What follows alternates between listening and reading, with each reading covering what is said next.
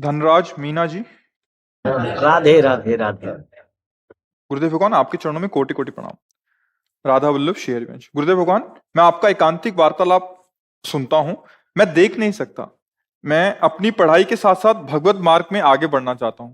महाराज जी, मेरे लिए क्या आदेश? ये कह रहे हैं कि हाँ, कोई बात तो नहीं। 3 नेत्र होते हैं। एक तो होते चर्म चक्षु, और बुद्धि में जो नेत्र जागृत होते हैं उन्हें ज्ञान चक्षु कहते हैं, और हृदय में जो नेत्र जागृत होते हैं उन्हें प्रेम चक्षु कहते हैं। इन चक्षुओं का केवल दर्शन माया जनित होता है, ये जो आप देख रहे हो।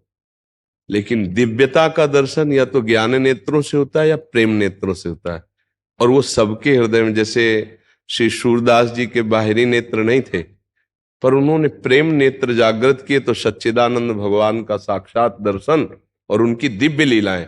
ऐसे दिव्य भाव थे कि श्रीनाथ जी को जो श्रृंगार पहनाया जाता वही वो पद गाते।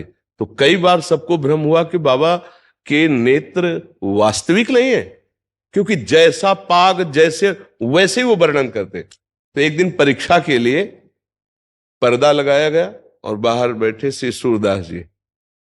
फिर पर्दा खोल दिया गया और कहा गया श्रृंगार हो गया, पद गाओ। तो उस समय कोई श्रृंगार नहीं किया गया था, कोई तिलक नहीं, कोई पोशाक नहीं। तो बोले आज हरि देखे नंगम नंगा। सबके होश उड़ गए कि आज हरि को तो कोई पोशाकें नहीं धारण करवाई गई। तब पूछा कि बाबा वास्तविक आपके नेत्र है? तब उन्होंने लिखा देख लो दोनों नहीं है। तो हम ये कहना चाहते हैं कि जिसके बाहरी नेत्र नहीं है संसार के, तो ऐसा ना समझे, उसके 2 नेत्र और खुल सकते हैं, एक ज्ञान नेत्र और एक प्रेम नेत्र। ज्ञान नेत्र खुल गए तो बिना पढ़े सारे वेद कंठस्थ अपने आप जागृत हो जाते हैं, वेदों का रहस्य प्रकाशित हो जाता है। नाम जब से जो राम राम नहीं बोल पाते थे, उन्होंने बड़ी सुंदर ग्रंथ रचना कर दी, मरा मरा मरा मरा जबकि।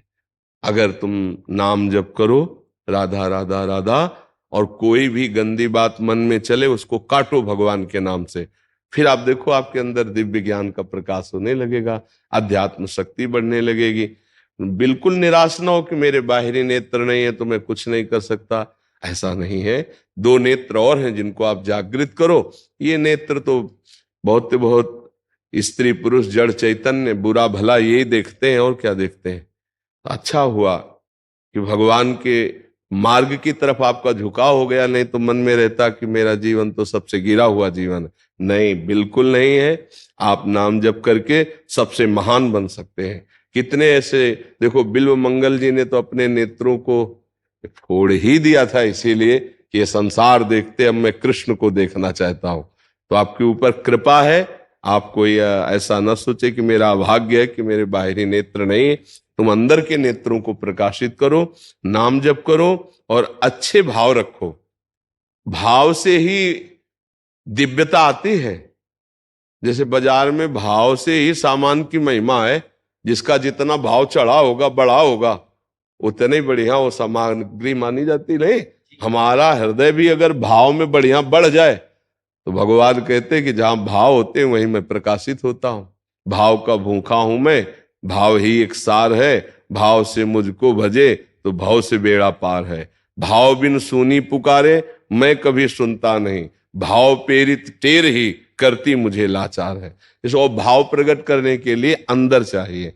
अंदर नाम जप करो, अच्छे भाव रखो, तो लौकिक और पारलौकिक दोनों उन्नति होती है। भगवान के नाम जप से इह परलोक सकल सुख पावत, मेरी सुभैया कृष्ण गुण संचु। इस लोक और परलोक में सब जगह सुख की प्राप्ति होती है।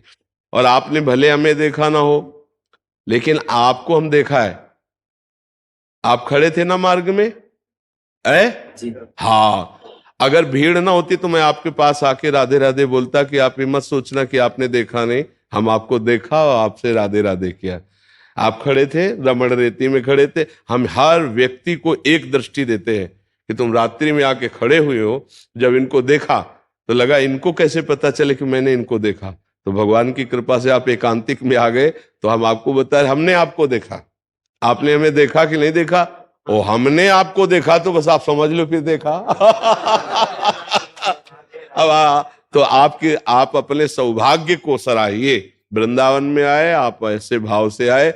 लाखों में देखते सबको है, पहचान किसी की नहीं होती, लेकिन आपकी पहचान रखा, आपका भाव रख। हम अगर भीड़ ना होती तो हम आपके पास जाते। पहले तो हमने सोचा कि कोई माला अगर हमें मिली होती तो तुम्हें जरूर माला पहनाते, क्योंकि हमारी दृष्टि गई थी तो हमें लगा था कि आप हमें नहीं देख रहे, लेकिन हम आपको देख रहे हैं। हे प्रभु, आप इस रूप में आए, आपका मैं स्वागत करता। तो आपने अवसर दिया, आप यहाँ आए, बड़ी कृपा आपके ऊपर। और आप अंदर नाम जप कीजिए। अपने को कभी भी ऐसा मत मानिए कि मेरे बाहरी नेत्र नहीं तो मैं असमर्थ हूं। नहीं, जो सर्वलोक महेश्वर है वो नाम जापक के साथ रहता है।